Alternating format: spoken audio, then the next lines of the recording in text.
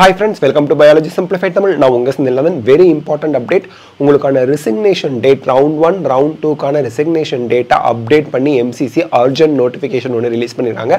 அதான் இந்த வீடியோல நம்ம கடகடன் பார்க்க போறோம். சோ இந்த urgent notificationல என்ன சொல்லிருக்காங்கன்னா இன்னைக்கு தான் ரிலீஸ் பண்ணிருக்காங்க.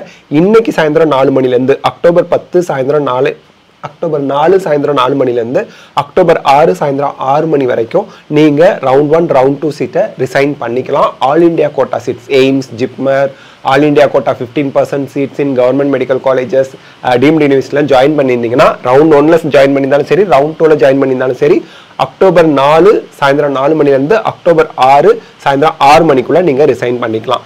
ரவுண்ட் 1ல ஜாயின் பண்ண சார் ரவுண்ட் 2ல எனக்கு அப்கிரேடேஷன் ஆகல, நான் ரீஅலாட்மெண்ட் வாங்கல, ரவுண்ட் 1ல ஜாயின் பண்ண காலேஜ்ல தான் இருக்கேன், பட் ஸ்டில் நான் வந்து ரிசைன் பண்ண போறேன்னா உங்களுக்கு ஃபைன் கிடையாது.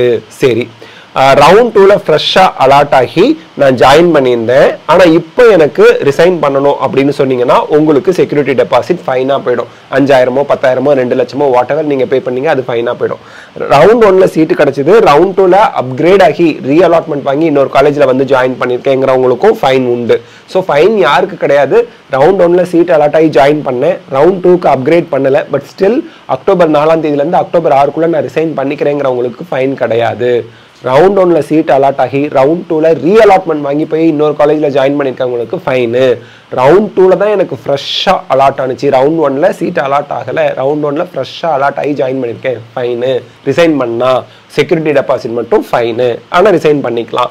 So அப்படிங்கறது சொல்லிருக்காங்க. Candidate will have to report physically at the allotted college to resign their seat. Candidates are advised to ensure that their resignation letter is generated online through portal provided by MCC by the allotted college. காலேஜ்ல போய் நீங்க அவங்க ஆன்லைன்ல generate பண்ணி உங்களுக்கு அந்த ரெசிக்னேஷனை உறுதி செய்வாங்க. Failing which the resignation will be treated as null and void.